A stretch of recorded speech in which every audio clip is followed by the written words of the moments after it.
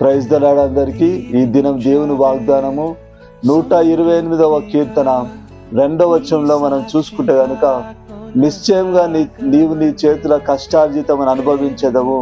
హల్లెలూయా.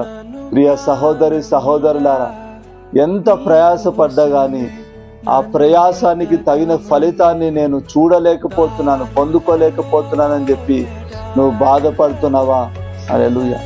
నా ప్రయాసం అంతా కూడా వ్యర్థమైపోతుంది అని చెప్పి నువ్వు బాధపడుతున్నావా?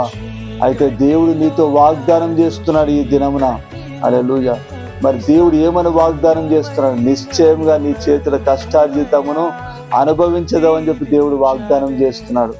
మరి ఇంతవరకు నువ్వు అనుభవించకపోవచ్చు, హల్లెలూయా, కానీ ఇది మొదలుకొని నీకు నిశ్చయంగా నీ కష్టార్జితాన్ని నువ్వు అనుభవిస్తావు.